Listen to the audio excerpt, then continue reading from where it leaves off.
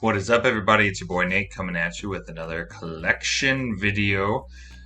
Today, I am proud to present the Pokemon Mega Construx Tyranitar Build. I'm very excited about this. Tyranitar is one of my favorite Pokemon, and I have been mentioning it on this channel quite a bit that I do a lot of other things besides Pokemon cards. I like Lego, I like Mega Construx Pokemon, I like all sorts of things. So what better way to kind of bring the channel into more of a collection sort of deal than by introducing a kind of a crossover episode, if you will, where we're doing a buildable figure with this Tyranitar. So I've done quite a few of these in the past. Most of the ones that I do are the small Pokeball ones that have like a typically like a basic Pokemon in them. They retail for $6.99. I've shown those off several times in various other videos, but this one is definitely a lot bigger. I have the Charizard version of this, so I'm kind of familiar with how the scale of these. This one retails for $29.99 in the US.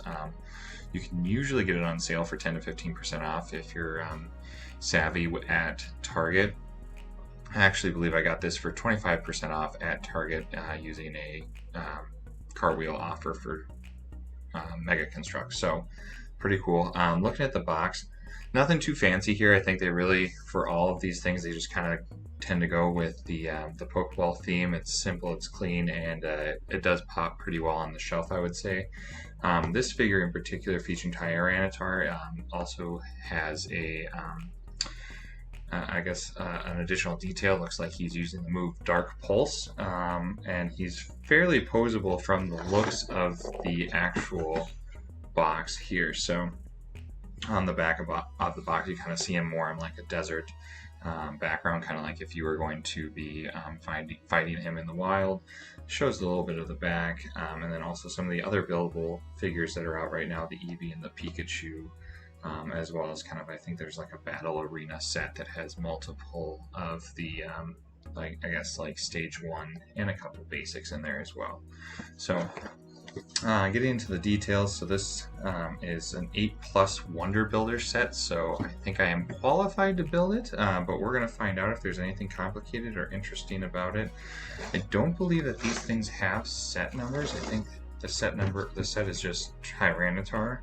And it comes with 396 pieces. So I believe these are technically Lego compatible, but I would not suggest mixing the two. Typically, in my experience, Lego pieces are a little bit higher quality and typically will hold up against the test of time. So I've had quite a few Mega Construx products from when I was a kid, and sharp corners kind of turn into rounded edges as it ages. So I'm kind of interested to see if the quality still holds up with these. I think that the quality has gotten slightly better, and the builds are typically pretty okay as far as like strength goes. There's some interesting building techniques, but without any further ado, let me go ahead and get you guys into the time lapse so you can watch me build it, and then we'll come back and see what it looks like on the other side.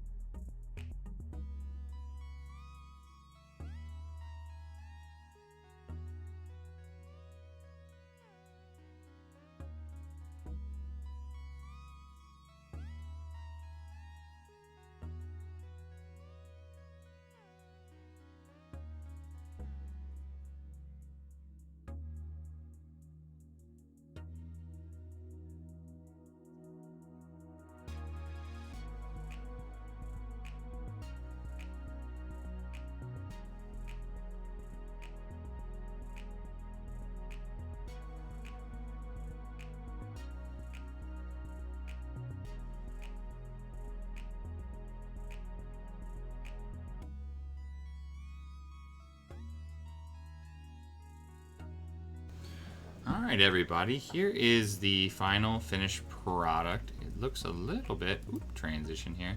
It's a little wonky because I'm using my overhead camera to look at it, but I'd say overall, aesthetically, the finished product looks really cool.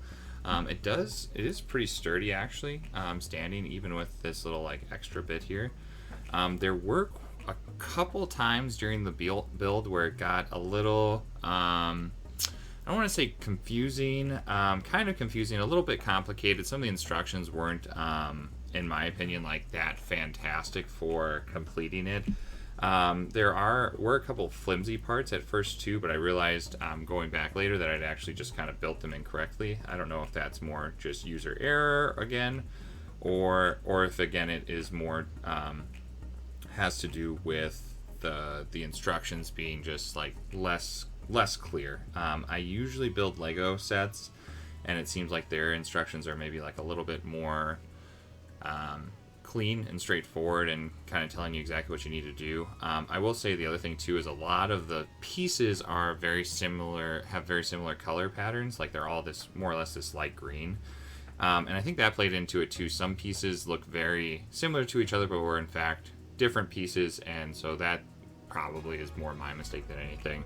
I really do like the detail on this guy. A lot of printed pieces, which I think look really nice. You don't get those with Lego a lot, so that's an improvement that I really like.